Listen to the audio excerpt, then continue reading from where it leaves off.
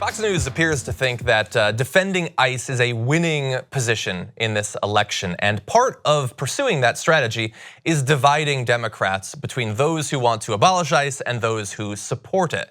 And so they had on, they thought, Ann Kirkpatrick on one of their programs, who has publicly supported ICE in the past, but it didn't really turn out exactly how they'd planned. You'll see. And joining us now, that candidate, the only Democrat on stage to support ICE, Ann Kirkpatrick. Thank you for joining us. We appreciate it. Tell us why you do support ICE. Good morning. I'm actually here to speak directly to Donald Trump.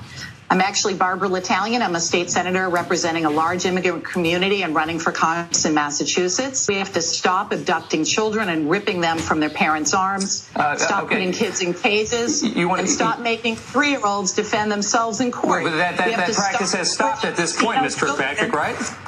Our political points with your base. Well, and families have been reunited, kids have been reunited with their families.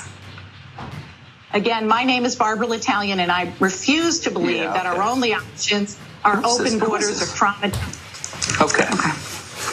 All right. Let's move along Didn't go for as a planned. second. So that's what happens sometimes. So it was clear they were pursuing a talking point. It didn't work out like they wanted. Got a little bit awkward. Joining the program now to help us break this down, Barbara L'Italian. Welcome to the show. Good afternoon. How you doing? Or at least I think that's who you are. So before we turn to the substance of your comments, how did this switch up actually come about? Well, one of my communications people had worked for then Congresswoman Ann Kirkpatrick about 10 years ago. Apparently, they reached out to her on Saturday and she flat out refused to go on their show and play into their narrative. They reached out to my staff person who, again, hasn't worked for her in a very long time. And he saw, and we agreed that there was an opportunity here to crash a show and a network that the president listens to, and that solely reinforces their own narrative. And I don't subscribe to their narrative, so we thought there might be an opportunity to come in and inject a little bit of reality, a little bit of humanity, and we took it. Well, look, and there's a very good chance that he was actually watching because he, as you say, he does watch Fox. He watches it early in the day, so it's possible that he got that message.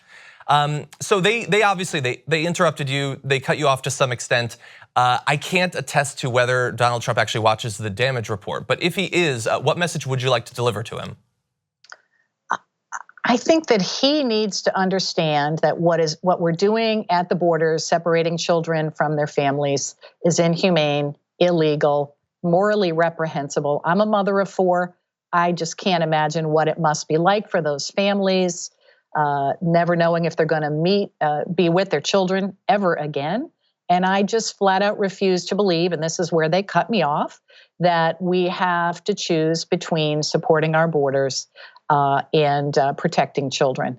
It's a false narrative that we cannot do both things. I have come here to the United States as the granddaughter of immigrants.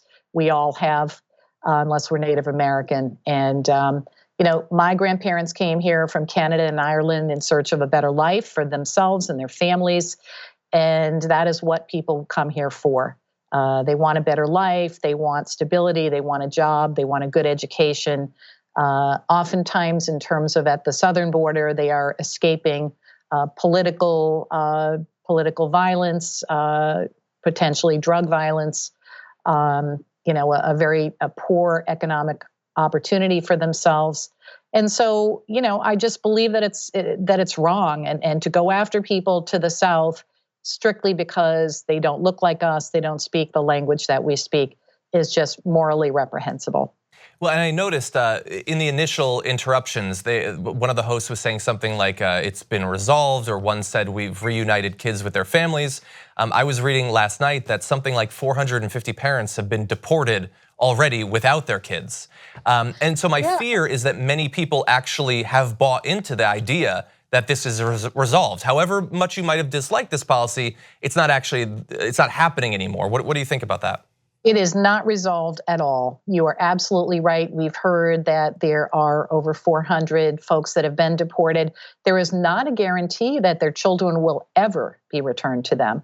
They may enter into the system here in the United States and be adopted, or they may be linked up with others who they may be related to here in the United States. But there's no guarantee that those folks that have been deported ever are reunited with their children. And that is just morally reprehensible.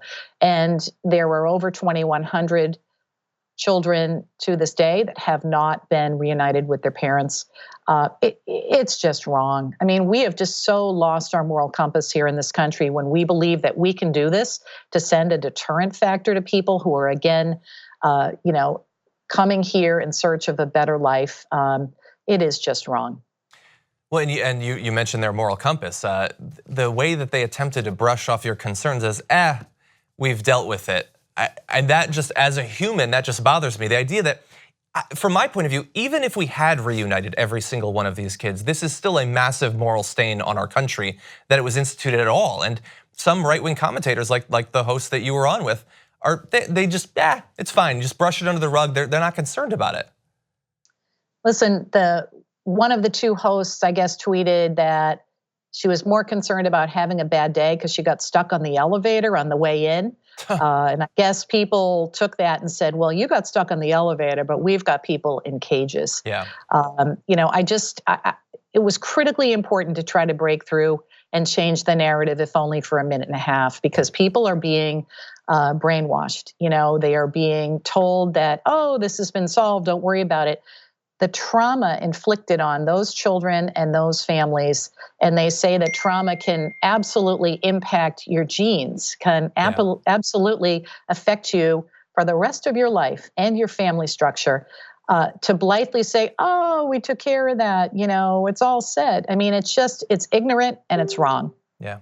Well, you're currently running for Congress. It's Massachusetts 3rd District, I believe. So you might have an opportunity to do something about ICE and the situation at the border soon. I sure hope so. I've been a progressive leader over the last 15 years, had a chance to cast a vote on watershed legislation to ensure that gay people were able to marry who they loved, universal health care coverage, which I think now needs to move towards single payer, universal Medicare for all program. But I've been a progressive leader over the last 15 years up here in Massachusetts. And I know my policy and I know how to get things done. But I also feel, as a mother of 4 who started out working on behalf of my own son with autism, I inject a fearlessness that is also guided by compassion and passion for what needs to be done. Well, thank you for going into hostile territory yesterday on Fox News and for joining us today. Hopefully we can talk to you a little bit later on in your campaign. Thanks, my pleasure. Thank you so much for watching that video. Before you move on to the next, I just wanted to let you know I have a documentary series out. It's called True North, available on Go90, and now you can help get it nominated for a Streamy as a documentary series. The link is down below. Thank you so much.